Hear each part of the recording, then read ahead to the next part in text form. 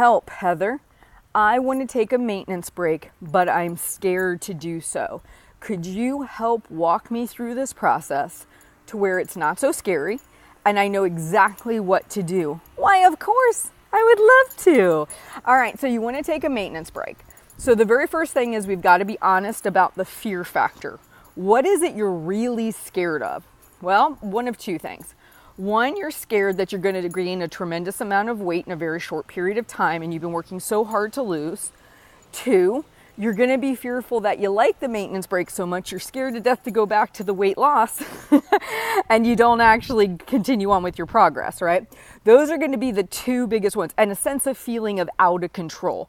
A sense of this is new, it's scary, I've never done this before, it's just uncomfortable. So those are going to be the fears that you're dealing with. There may be others, but those are going to be the primary buckets they fall into. So the first thing we want to talk about is the fear factor. The fear factor is I'm scared to death I'm going to gain a lot of weight. Let's use logic here, okay? Very much logic. If you are slowly increasing your calories either to take a maintenance break, to take a go on maintenance period, if it takes roughly 3,500 calories to add a pound of body fat to you, do you really think you are going to manage to do massive amounts of damage in a couple of weeks or even a month or so if you maybe are a little bit off on your maintenance calories? Because what most people do and why they're scared of maintenance breaks is because they've only known two phases of their life. Extreme dieting, being on a very regimented calorie or point or macro or food template intake, aka way less calories. Two, they've eaten to excess. They eat whatever they want, whenever they want, they don't think about it, and they gain weight. Those are the two things you've known.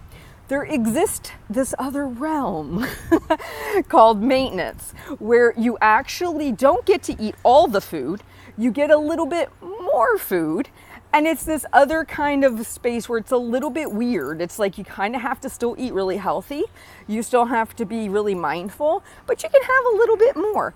In that realm, you don't gain weight like you're used to gaining weight.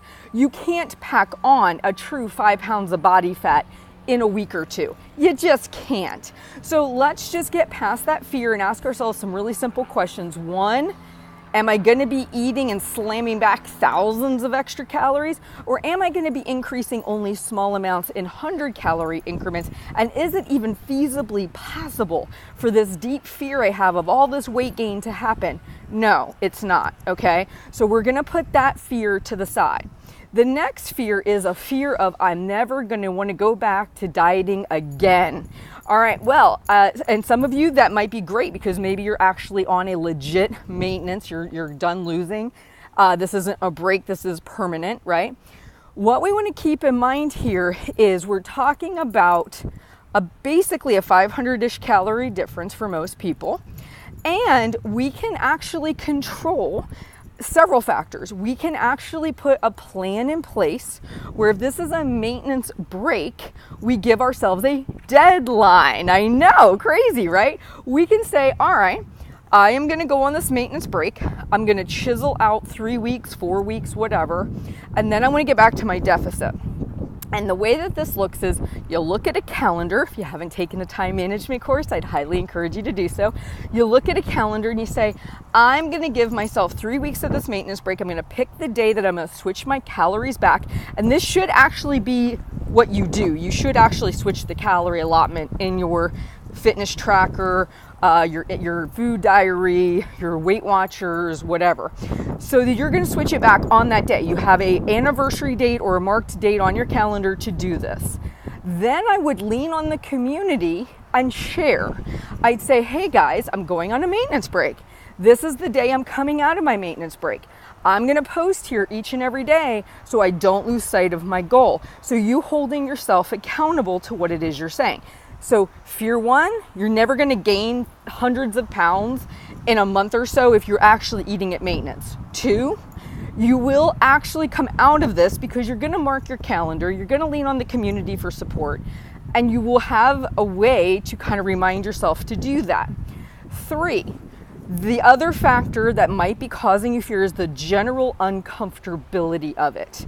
This feeling of, oh my goodness, this is totally foreign and new. Get used to it.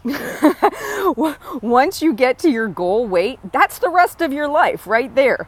So this is great practice. People often say to me, Heather, what if I go on a maintenance break too many times, or what if I do it for too long, or, how do I know the appropriate amount of time?